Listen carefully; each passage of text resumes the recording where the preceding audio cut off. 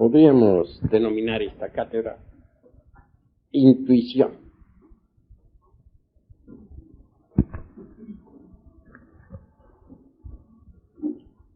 Ante todo, hemos de empezar por la base, el hombre.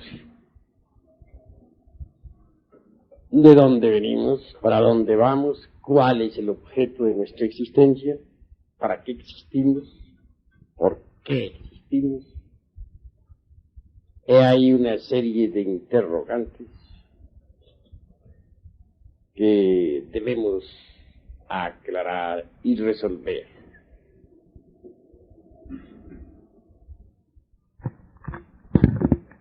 Nace un niño y de hecho recibe el cuerpo físico en forma gratuita, es obvio. Un cuerpo maravilloso con unas 15.000 millones de neuronas, etcétera, a su servicio. Nada le ha costado. Conforme el niño va creciendo, la mente sensual se va abriendo poco a poco. Y esta última en sí misma y por sí misma se informa mediante las percepciones sensoriales externas. Y es precisamente con los datos aportados por tales percepciones como la mente sensual elabora siempre sus conceptos de contenido, motivo por el cual ella jamás puede saber algo sobre lo real. Sus procesos razonativos son subjetivos, se mueven dentro de un círculo vicioso, el de las percepciones sensoriales externas. Eso es obvio. Ahora comprenderán ustedes un poco mejor lo que es la razón subjetiva en sí misma. Más allá de hacerse una plena diferenciación entre razón subjetiva y razón objetiva. Es obvio que el niño tiene que pasar por todos los procesos educacionales, kinder, primaria, secundarias, prepa y hasta universidad. La razón subjetiva se nutre con todos los datos que las distintas instituciones escolásticas le aportan. Es en verdad que ningún instituto docente podría dar al niño o al joven o al adolescente datos exactos sobre eso que no es del tiempo, sobre eso que es lo real. En verdad, hermanos, que las especulaciones de la razón subjetiva vienen a conducir, pues, al intelectual, al terreno absurdo, dijéramos, del utopismo, o en el mejor de los casos, de las simples opiniones de tipo subjetivo, etc. Mas nunca a la experiencia verdadera de eso que no es del tiempo, de eso que es la verdad. En cambio, la razón objetiva, que desgraciadamente no recibe ninguna instrucción, para la cual no hay escuelas, permanece siempre abandonada. indubitablemente los procesos razonativos de la razón objetiva, obviamente, nos conducen, dijéramos, a postulados exactos y perfectos. Pero el niño, desde el principio, es educado subjetivamente.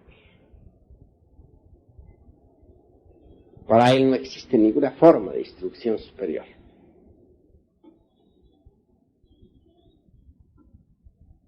Los datos de los sentidos aportan a la mente subjetiva del adolescente, a la mente sensual, dijéramos.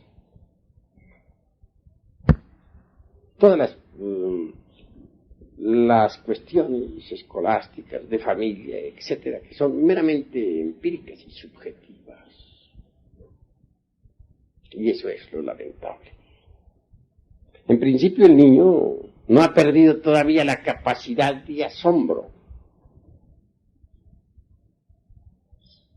Obviamente se asombra ante cualquier fenómeno. Un hermoso juguete despierta en él ese asombro. Y se divierten los niños con sus juguetes. Más conforme va creciendo, conforme su mente sensual va recibiendo datos de la escuela, del colegio, la capacidad de asombro va desapareciendo. Y al fin llega el instante en que el niño se convierte en joven, y el joven ya ha perdido por completo esa capacidad.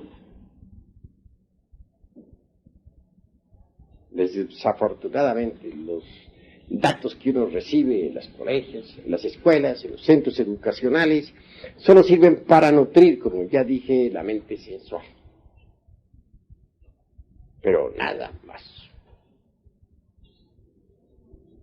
De esa forma, y con esos sistemas de educación actuales, lo único que realmente se logra es forjarnos en la escuela, en la academia, en la universidad, una personalidad artificiosa. Téngase en cuenta, mis caros hermanos, que en realidad de verdad los conocimientos que se estudian en humanidades jamás servirían para formar al hombre psicológico. En nombre de la verdad hemos de decir claramente que las materias que se estudian actualmente, los institutos docentes, no tienen relación alguna con las distintas partes del ser. Por eso es que solo sirven para falsear los 5 cilindros de la máquina orgánica, quitarnos la capacidad de asombro, desarrollar la mente sensual, forjar en nosotros una personalidad falsa. Y eso es todo.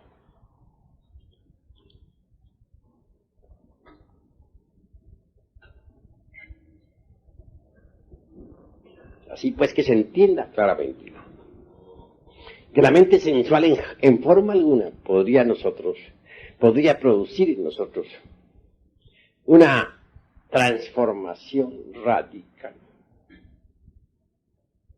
Es conveniente entender que la mente sensual,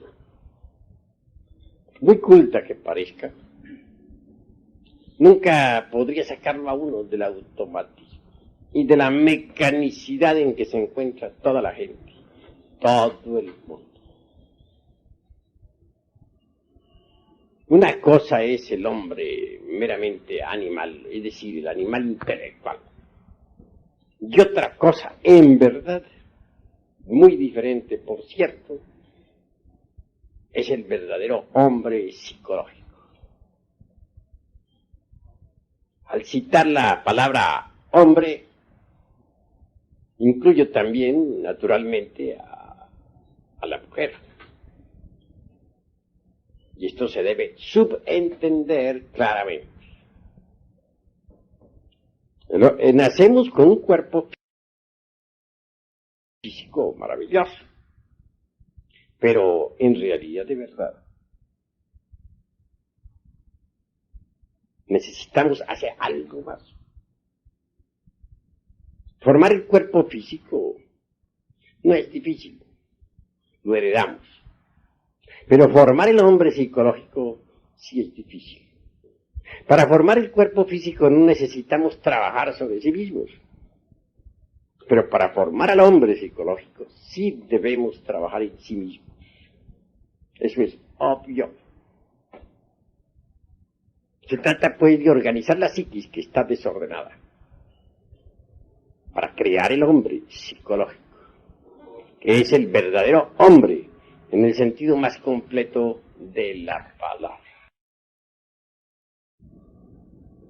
Decía el maestro Gurdjieff que la máquina orgánica no tiene ninguna psicología.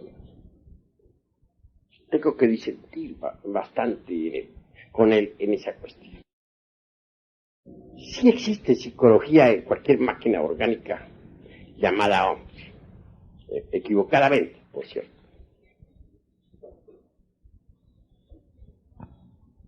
Lo que sucede es que está desorganizada. Esto es distinto.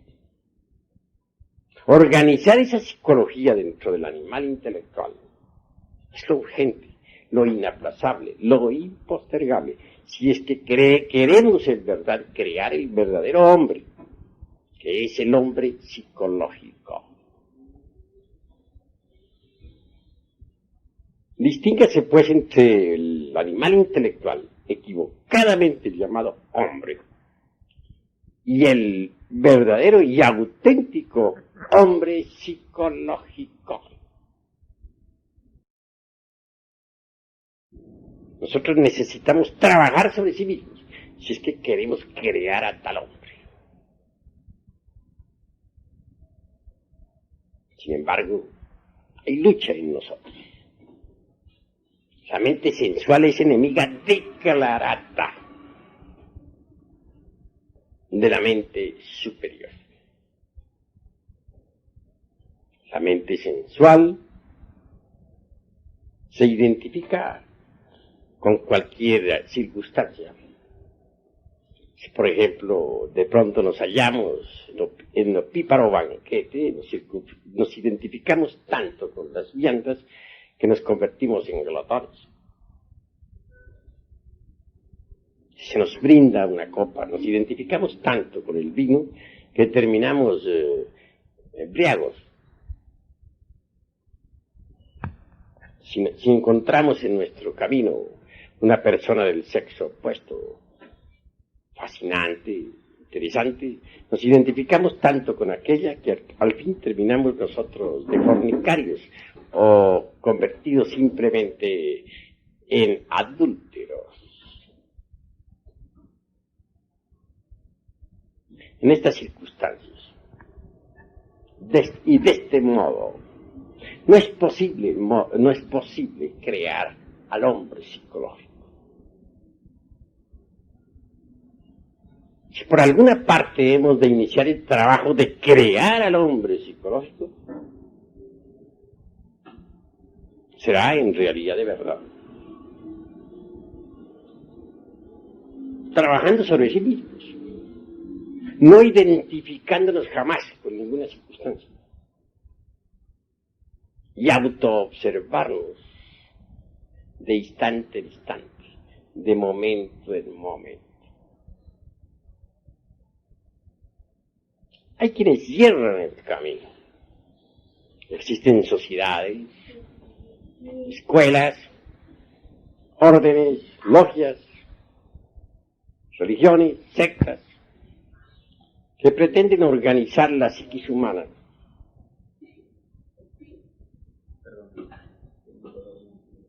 ¿Cómo? Es muy normal. Pretenden organizar la psiquis humana mediante ciertas máximas que llamaríamos de oro. Comunidades que pretenden mediante tal o cual máxima comportarse en todas las circunstancias de la vida, a fin de conseguir algo que ellos llamarían purificación, santidad, etcétera. Todo esto es urgente analizarlo. Es obvio que una máxima, cualquiera, de tipo ético, religiosa, nunca podría servir de patrón para los distintos aconteceres de la vida. Una máxima, aún estructurada, con la lógica superior de un Ouspensky, por ejemplo. En verdad, que jamás podría crear un nuevo cosmos, ni una nueva naturaleza. Supeditarnos estrictamente a una máxima, con el propósito de organizar nuestra psiquis, sería absurdo. Esto significaría convertirnos en esclavos, obviamente.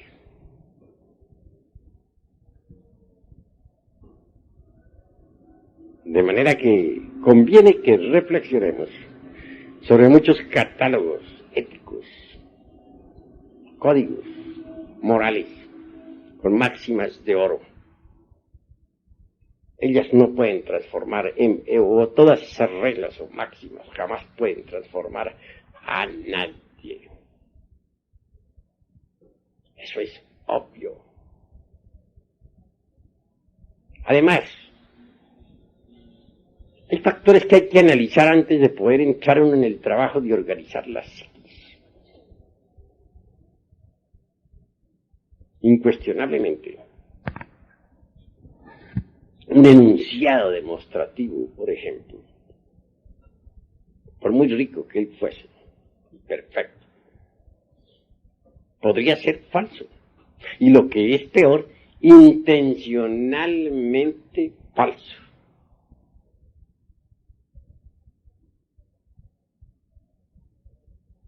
Así que, al intentar nosotros una transformación de sí mismos,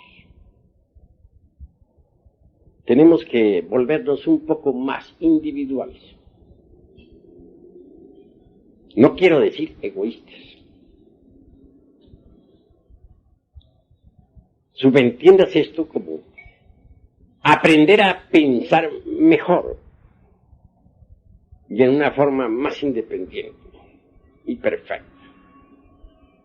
Que muchas sentencias sagradas, máximas de oro, como ya dije, aforismos que todo el mundo considera perfectos, realmente no podrían servir de patrón de medida para conseguir una transformación auténtica y una organización de la psiquis dentro de nosotros. Se trata de organizar la psiquis interna. Y tenemos que salir de tantos racionalismos de tipo subjetivo e ir, como se dice, al grano, a los hechos. Afrontar nuestros propios errores, como son. No querer nunca justificarlos. No tratar de huir de ellos. No intentar disculparlos. Se necesita que nos volvamos más serios en la analítica. Tenemos que ser, dijéramos, más juiciosos, más comprensivos.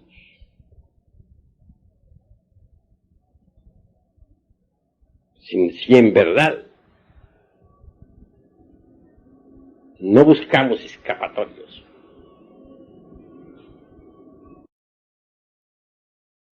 entonces sí, podemos trabajar sobre sí mismos para conseguir la organización del hombre psicológico y dejar de ser meros animales intelectuales como hasta ahora somos.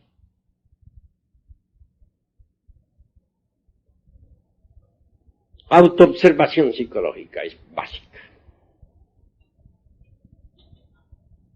Se necesita en verdad autoobservarnos de instante en instante, de segundo en segundo. ¿Con qué objeto? Uno, ¿cuál? Descubrir nuestros defectos de tipo psicológico. Pero descubrirlos en el terreno de los hechos. Observarlos directamente, juiciosamente, sin evasivas, sin disculpas, sin escapatorias de ninguna especie. Una vez que un defecto ha sido debidamente descubierto, entonces, y solo entonces, podemos nosotros comprenderlo. Y al intentar comprenderlo, debemos, repito, ser severos consigo mismos. Muchos cuando intentan comprender un error, lo justifican, o lo evaden, o lo esconden de sí mismos. Y eso es absurdo. Hay también algunos hermanitos gnósticos que al descubrir tal o cual defecto en sí mismos, comienzan con su mente, dijéramos, teorética, a hacer especulaciones.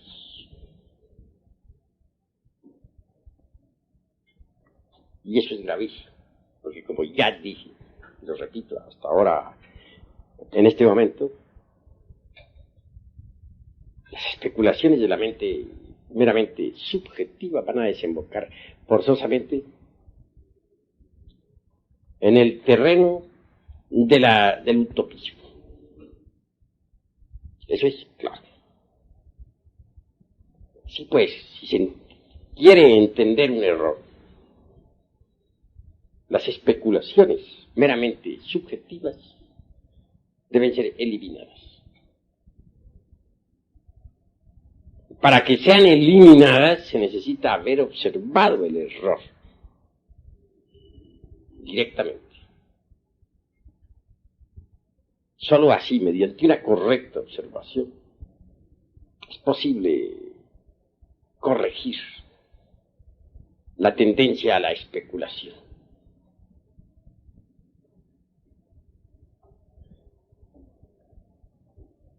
Una vez que uno ha comprendido íntegramente cualquier defecto psicológico en todos los niveles de la mente, entonces sí puede darse el lujo de quebrantarlos, de desintegrarlos, de reducirlos a ceniza, a polvareda cósmica.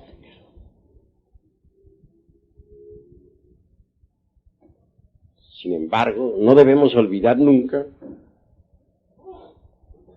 que la mente por sí misma no puede alterar radicalmente ningún defecto. Nunca. La mente por sí misma puede rotular cualquier defecto con distintos nombres. Puede pasarlo de un nivel a otro, esconderlo de sí misma, esconderlo de los demás, pero nunca desintegrarlo. Muchas veces les he hablado aquí, les he dicho que necesitamos de un poder que sea superior a la mente, de un poder que en verdad pueda reducir a cenizas a cualquier defecto de tipo psicológico. Afortunadamente ese poder existe en el fondo de nuestra psiquis. Me refiero claramente a Stella Maris, la Virgen del Mar. Es una variante de nuestro propio ser, pero derivada o derivado. Si nosotros nos concentramos en esa fuerza variante que existe en nuestra psiquis, que algunos pueblos la denominaron Isis y otros Tonantzin y aquellos Diana, etc., seremos asistidos. Entonces, el defecto en cuestión puede ser reducido a polvareda cósmica.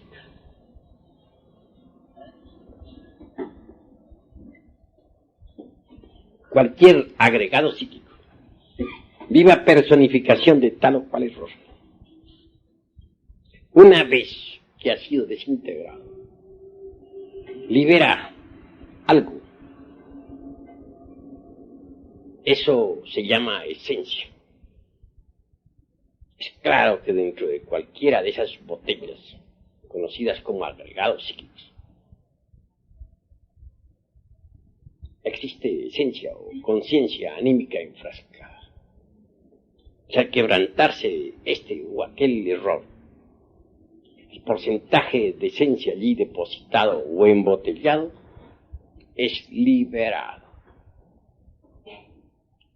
Cada vez que un porcentaje de esencia búdica es liberada, aumenta de hecho y por derecho propio el porcentaje de conciencia. Y así conforme nosotros vamos quebrantando los agregados psíquicos, el porcentaje de conciencia despierta se irá multiplicando. Y cuando la totalidad de los agregados psíquicos sea reducida a cenizas, la conciencia habrá despertado también en su totalidad. Si tan solo hemos quebrantado un 50% de elementos psíquicos inhumanos, indeseables,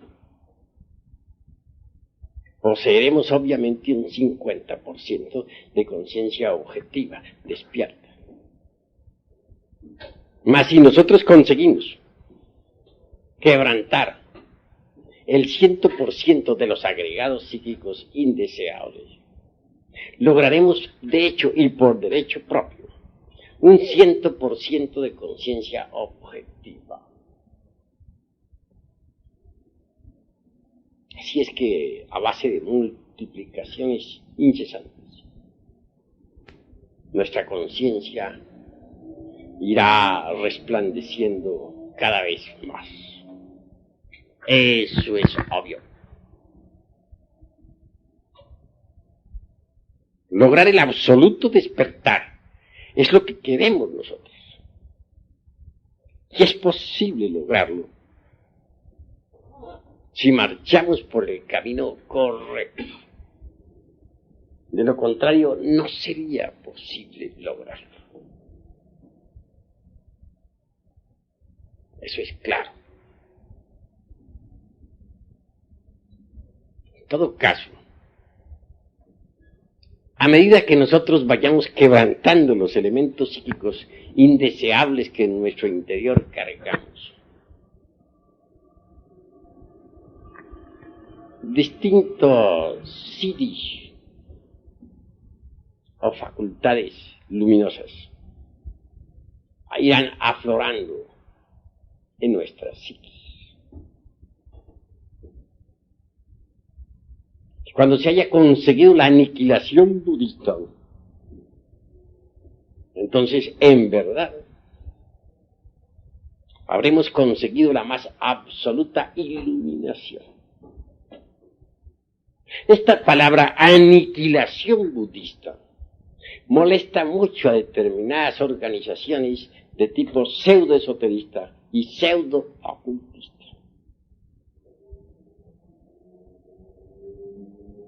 A nosotros, en vez de fastidiarnos tal palabra, nos agrada realmente conseguir el 100% de conciencia es algo anhelable.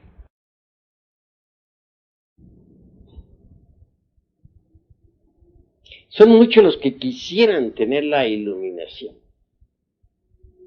Son muchos los que se sienten amargados, los que padecen entre las tinieblas, los que sufren por las distintas circunstancias amargas de la vida.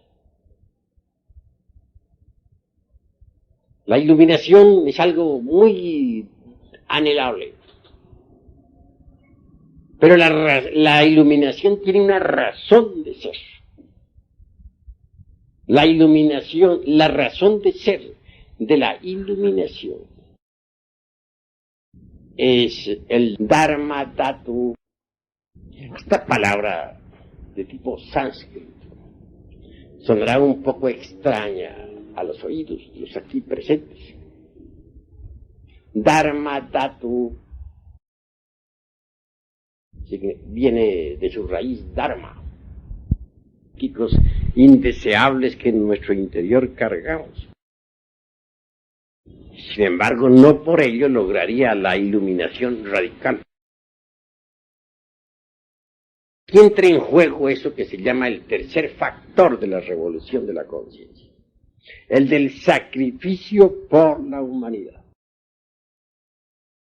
Si nosotros no nos sacrificamos por la humanidad, no sería posible conseguir la iluminación absoluta. Porque, repito, la razón de ser de la iluminación es el Dharma Dhatu.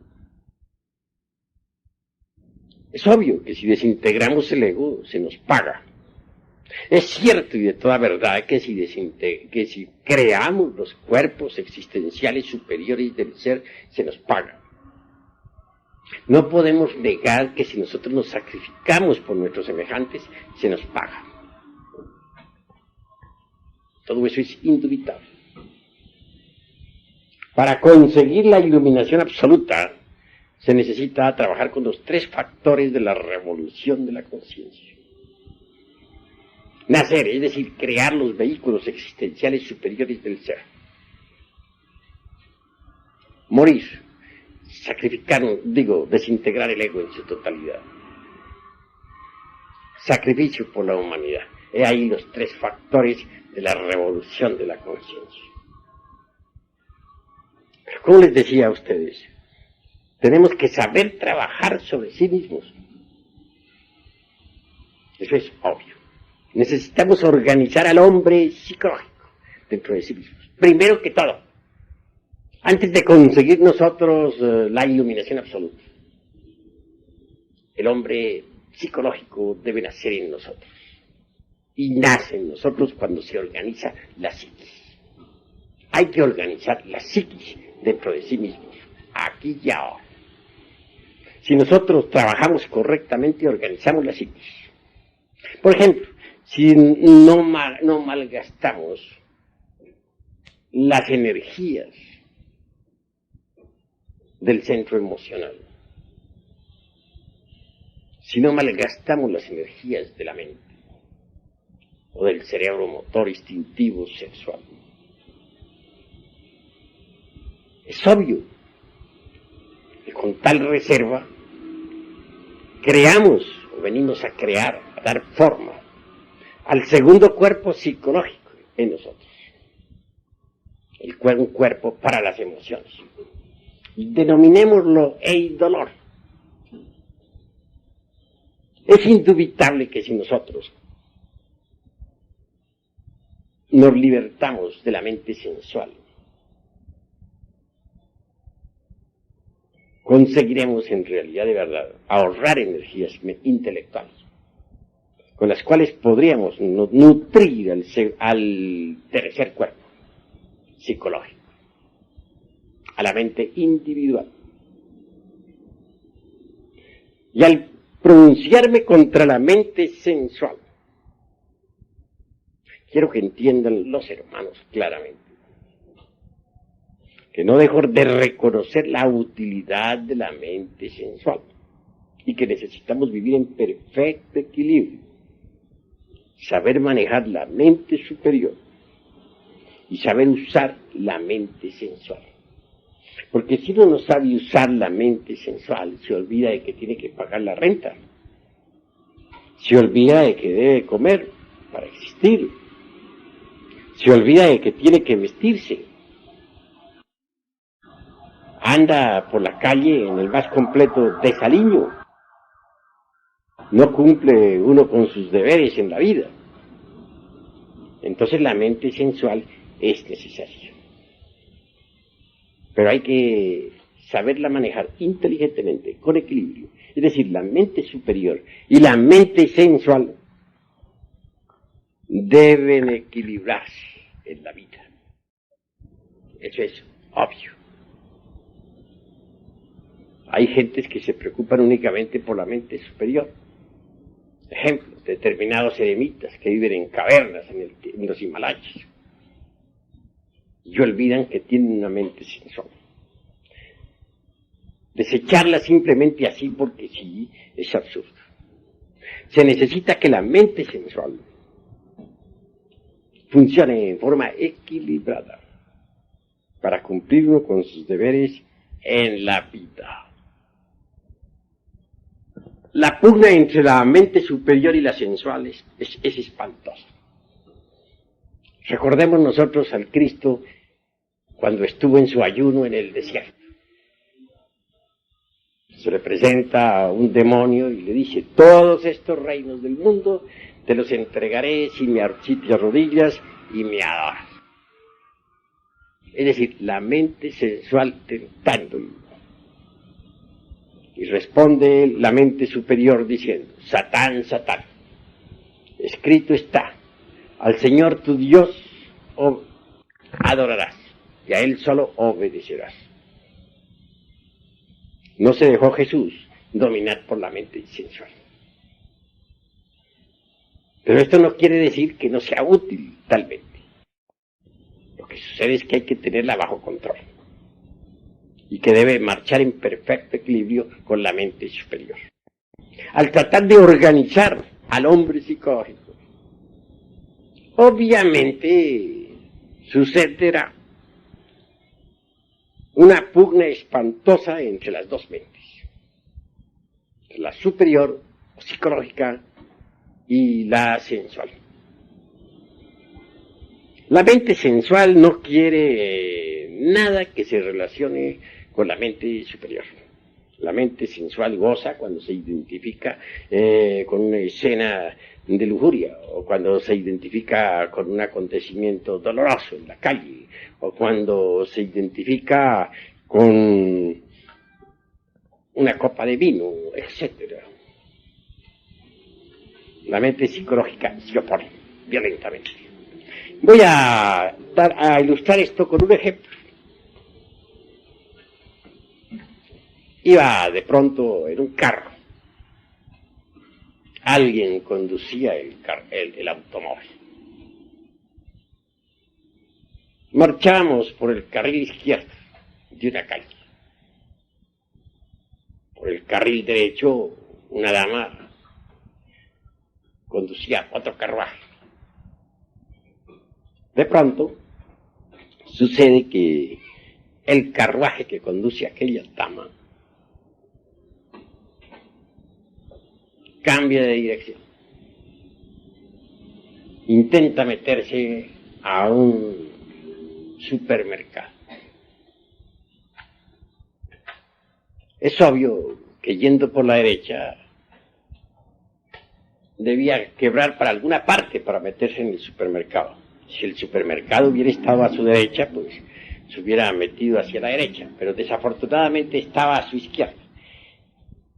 Y el carril izquierdo estaba ocupado por el carruaje en que nosotros viajábamos. No le importa a aquella dama absolutamente nada y definitivamente quiebra hacia la izquierda, claro, viniendo a chocar con el carruaje en el que nosotros íbamos. Los daños no fueron graves, fueron mínimos para aquel buscar aquel otro carro. Pero aquí viene lo interesante. Como quiera que en el carro en que viajara insignificante persona,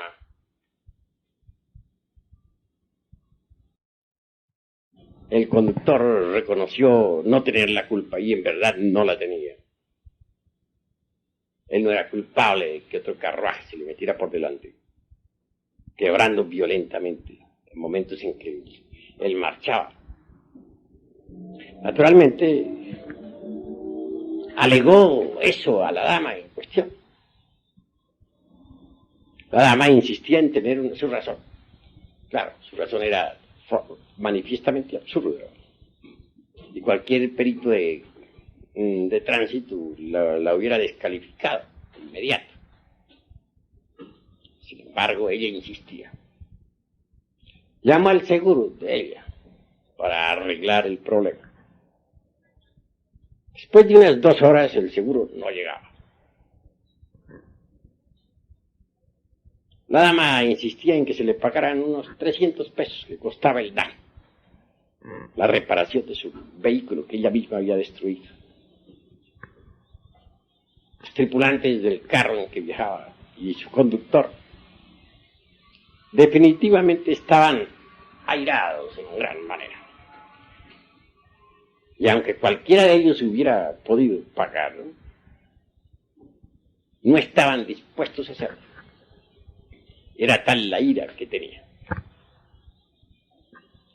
Por mi parte, resolví no identificarme con aquella circunstancia. Pues nuestra disciplina psicológica, nuestro judo psicológico, dijéramos, nos indica que en tales casos uno no debe identificarse. Es obvio que permanecí sereno, de acuerdo con nuestro judo psicológico. Bueno, pero el tiempo se pasaba. 2 horas, y posiblemente muchas más. Tendríamos que aguardar, pues el seguro no aparecía. Al fin la dama aquella llegó muy respetuosamente hacia mí, pues yo que era el único que estaba sereno. Los demás tripulantes vociferaban. Me dice, señor, si me diera usted siquiera 300 pesos, dejamos esta cuestión a un lado, porque estoy perdiendo el tiempo, y todos lo estamos perdiendo.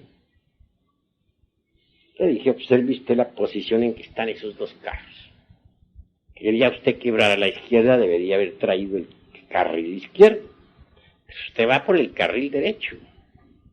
Y sin embargo intenta entrar a ese supermercado. No es posible entrar por el carril derecho cuando el izquierdo ha ocupado. Cualquier perito en tránsito la descalifica. Señor, pero ¿qué hacemos perdiendo el tiempo? No viene el seguro. Bueno, tome sus 300 pesos y vaya usted en santa paz. No hay problema, siga su viaje. Es obvio que hubo una protesta general de los tripulantes. Se indignaron no solamente contra aquella dama, sino contra mí también. Era tal el estado en que se encontraban que no podían menos que protestar. Se encontraban absolutamente identificados con la escena. Y claro que a mí me calificaron de tonto, etcétera, etcétera, etcétera, y otras tantas hierbas.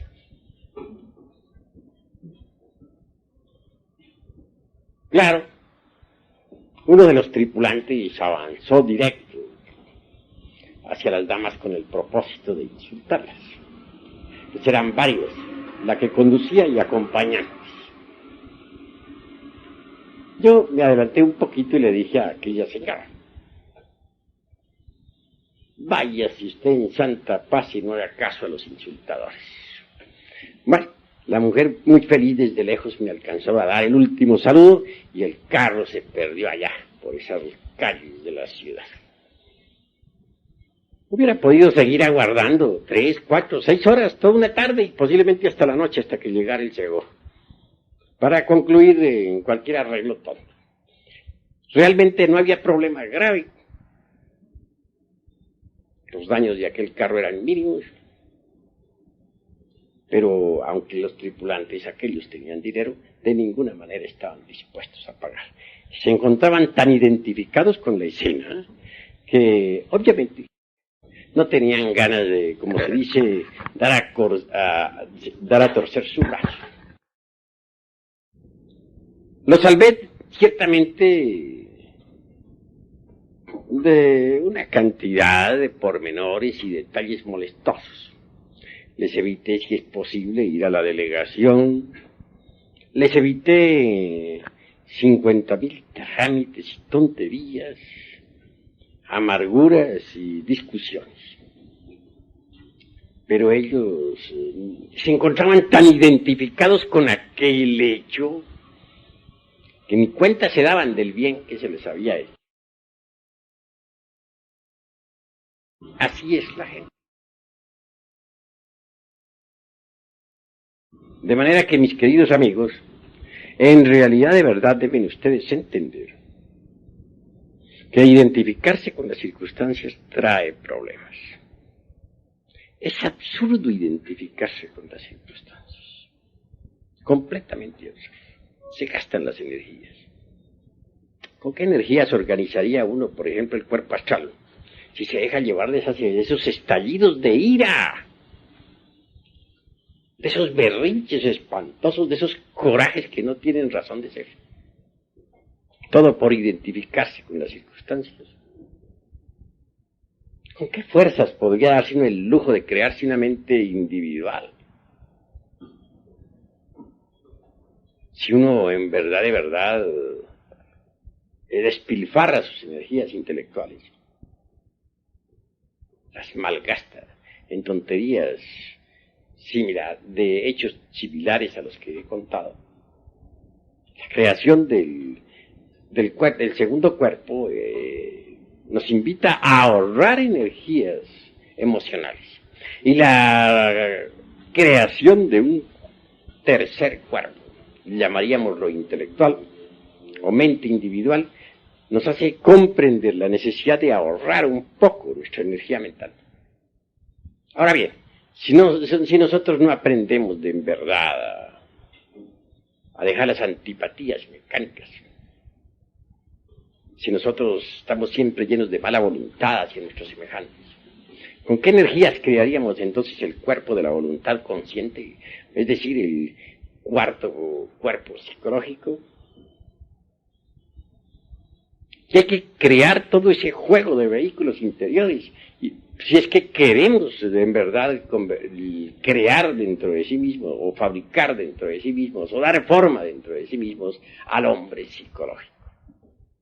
Bien sabemos que alguien que posea el cuerpo físico, y un segundo cuerpo de tipo emocional, psicológico, y un tercer cuerpo de tipo mental, individual, y un cuarto cuerpo de tipo volitivo, consciente, puede darse el lujo de recibir esos principios anímicos para convertirse en hombre. Eso es indubitable.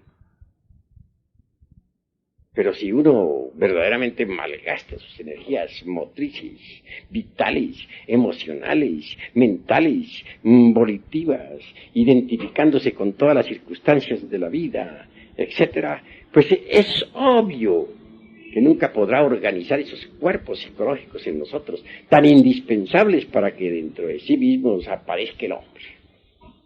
Así que cuando hablo de organizar la psiquis, debe saberse entender. Tenemos que manejar energías, saberlas utilizar, no identificarnos para no malgastar nuestras energías torpemente. No olvidarnos de sí mismos. Cuando uno se olvida de sí mismo, se identifica. Y cuando se identifica, entonces no puede dar forma a la psiquis. No puede hacer que la psiquis, se estructure inteligentemente en sí mismo. Porque malgasta las energías torpemente. Esto es urgente entenderlo, mis queridos hermanos. Así pues, un hombre verdadero es un hombre que ha ahorrado sus energías, que mediante las mismas ha podido crear los cuerpos existenciales superiores del ser. Un hombre verdadero es aquel que ha recibido sus principios anímicos y espirituales. Un hombre perfecto es aquel que ha desintegrado, dijéramos, todos los elementos psíquicos inhumanos. En vez de tales elementos indeseables, ha dado forma al hombre interior. El hombre interior es lo que cuenta. El hombre interior recibe su pago. La gran ley le paga. El hombre interior está despierto porque ha desintegrado el ego. El hombre real, verdadero, que se sacrifica por sus semejantes, obviamente consigue la iluminación. Así, crear el hombre es lo primero. Es lo fundamental. Y esto se consigue organizando la psiquis. Pero muchos, en vez de dedicarse a organizar su propia psiquis íntima, se preocupan exclusivamente por desarrollar poderes o psiquis inferiores. Y eso es absurdo. ¿Con qué vamos a empezar nosotros? ¿A organizar la psiquis o a desarrollar poderes inferiores? ¿Qué es lo que queremos? Tenemos que ser juiciosos nosotros en el análisis, juiciosos en nuestros anhelos. Si es poder en lo que estamos buscando, perdemos el tiempo miserablemente. Creo que lo fundamental es que organicemos nuestra psiquis interior. Eso es lo básico. Si ustedes lo entienden a sí mismos y trabajan en sí mismos, conseguirán darle forma a la psiquis. Entonces el hombre real, el hombre verdadero, habrá nacido en ustedes. Entiendan esto. Mejor es que en vez de andar buscando psiquis inferiores o poderes inferiores, como decimos nosotros, demos forma a la psiquis. Hay un poder trascendental que nace en cualquier hombre que verdaderamente ha trabajado sobre sí mismo. Me refiero en forma enfática a la intuición. La intuición. Y cito esto para que dejen ustedes de codiciar poderes. Pero ¿cuál es esa facultad? Se nos ha dicho que está relacionada con la glándula pinealis. No lo niego, pero lo interesante es explicar cuáles son sus funciones.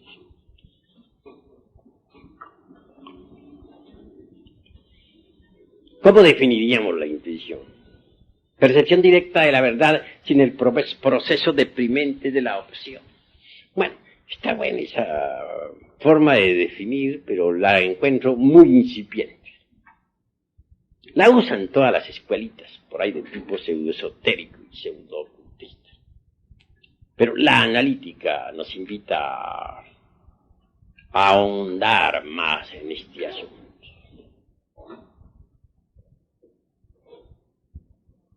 ¿Qué es la intuición? Es una facultad de interpenetración. Posiblemente Hegel, en su dialéctica, trate de definirla con aquello de los concretos universales. Pero me parece mejor definirla con la filosofía china de la raza amarilla, pues. Una emperatriz china no entendía bien esta cuestión de la intuición. Un sabio le explicó que era la facultad de interpenetración.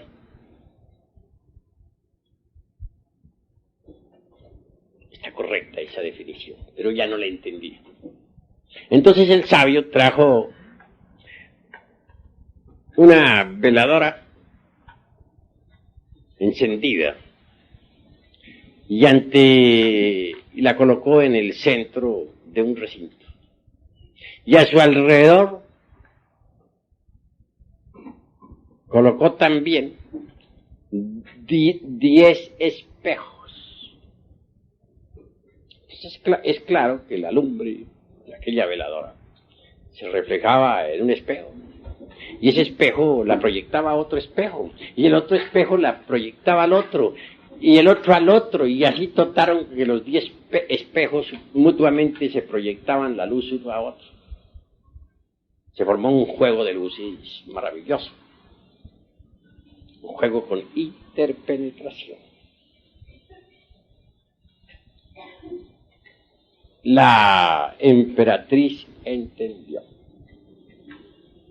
He ahí la facultad de la intuición. Si alguien ha logrado la aniquilación budista,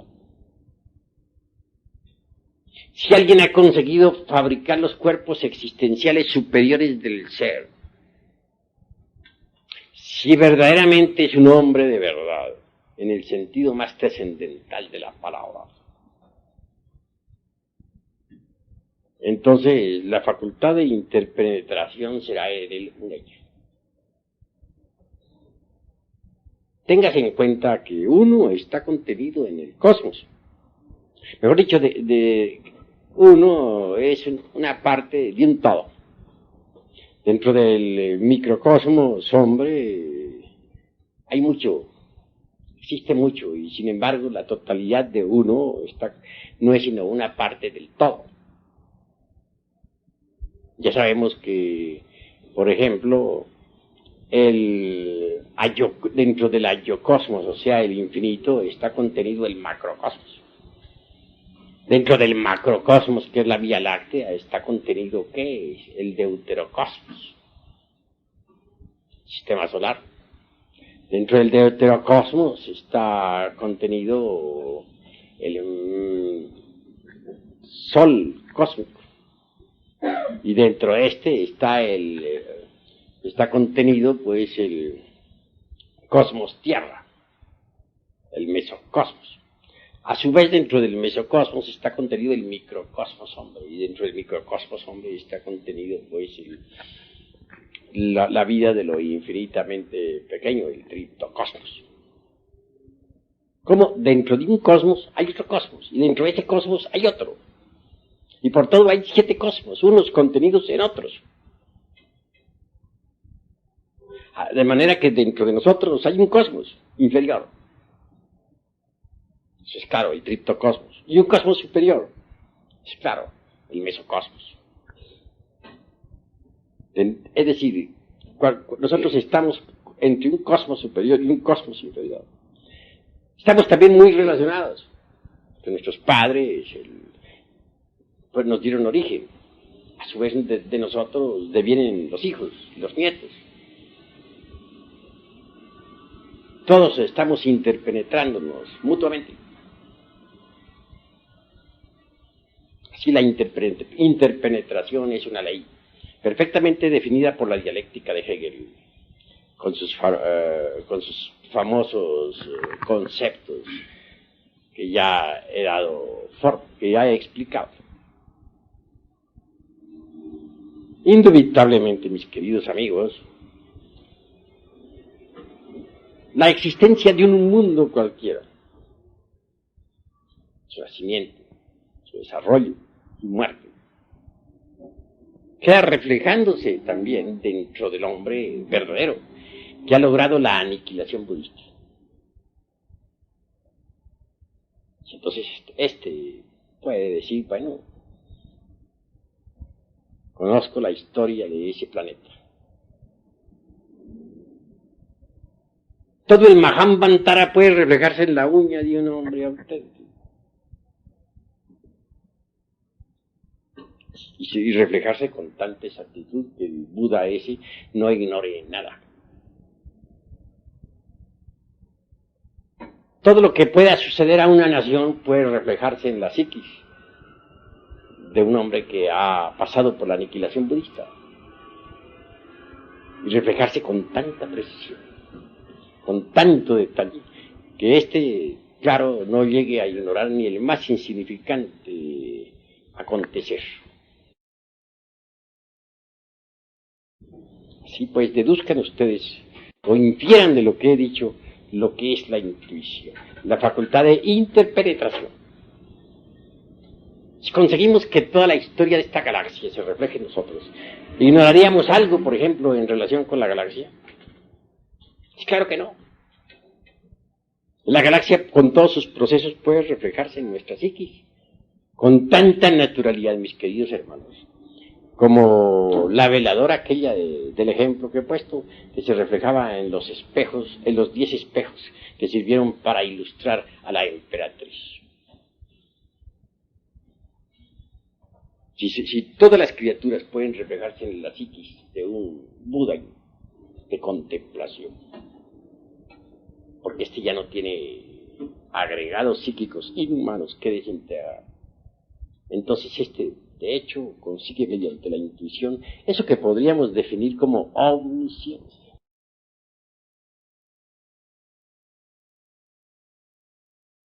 Llegar a la iluminación, pues es posible. Pero no olviden, mis queridos amigos, que la iluminación, a su vez, tiene sus leyes. La razón de ser de la iluminación es el Dharmadato, es decir, el Dharma.